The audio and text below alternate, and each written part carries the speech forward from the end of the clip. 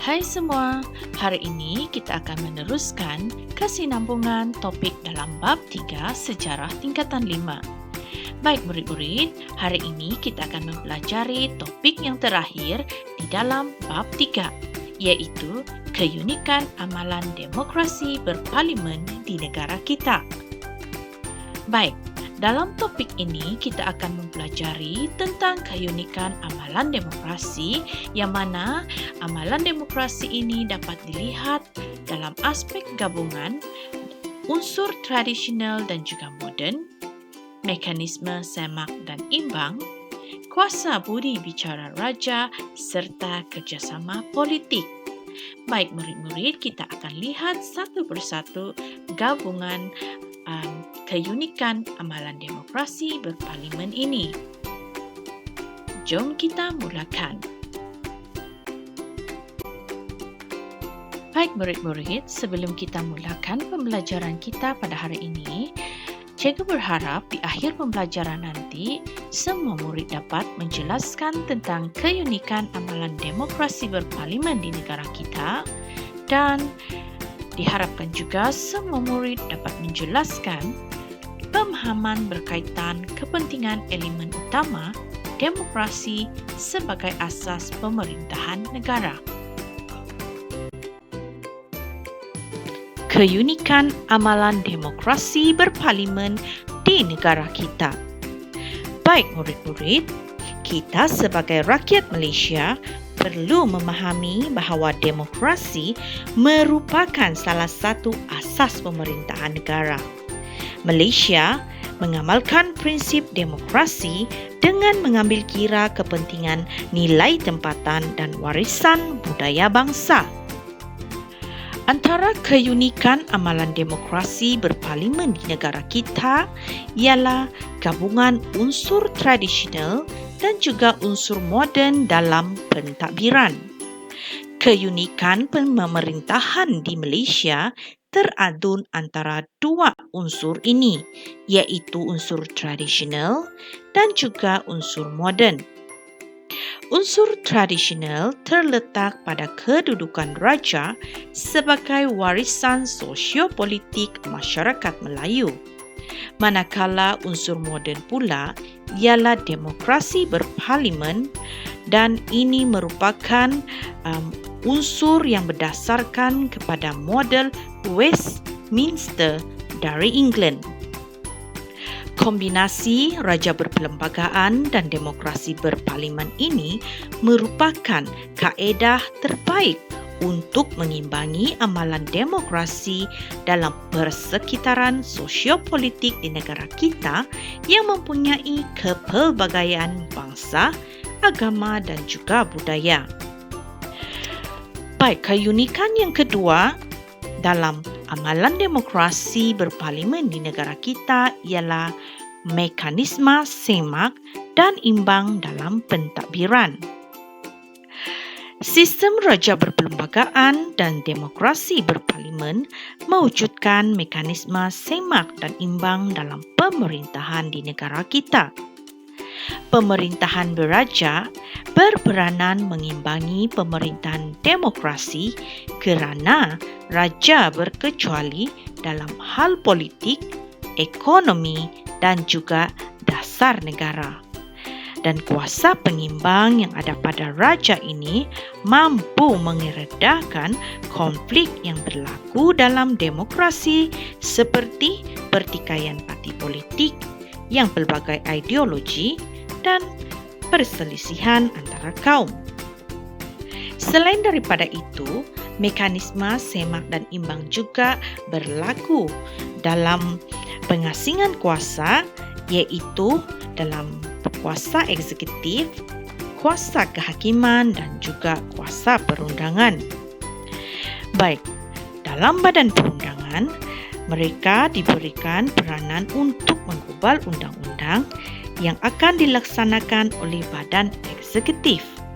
Dan sekiranya timbul konflik dan kekeliruan, penyelesaian akan dibuat melalui badan kehakiman. Baik, kita teruskan dengan keunikan yang ketiga, iaitu keunikan yang ada pada kuasa budi bicara raja.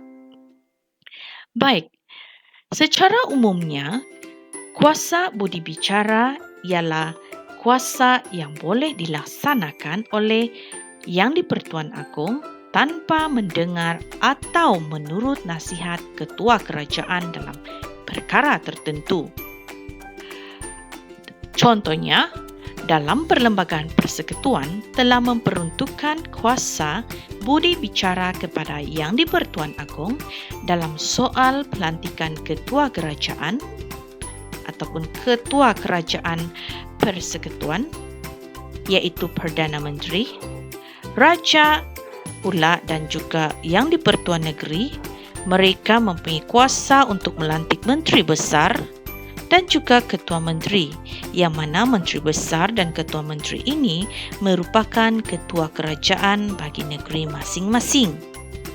Selain daripada itu, Yang di-Pertuan Agong juga mempunyai kuasa untuk tidak memperkenankan permintaan pembubaran parlimen.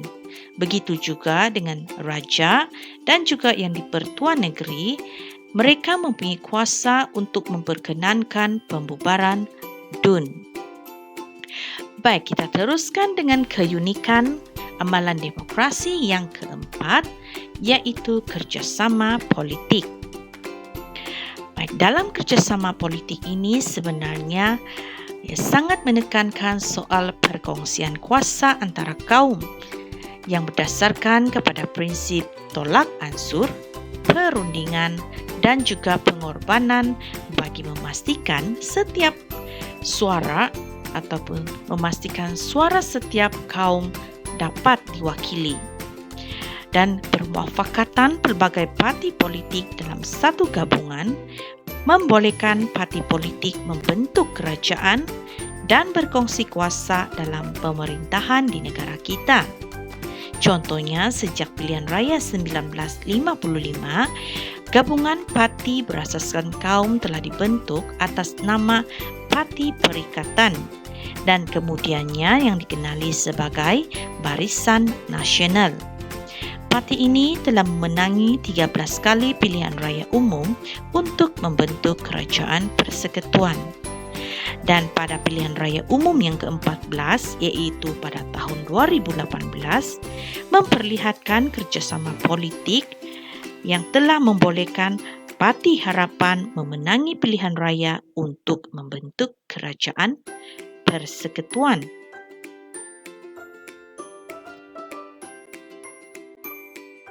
Baik murid-murid, kita telah mempelajari tentang keunikan amalan demokrasi berparlimen di negara kita.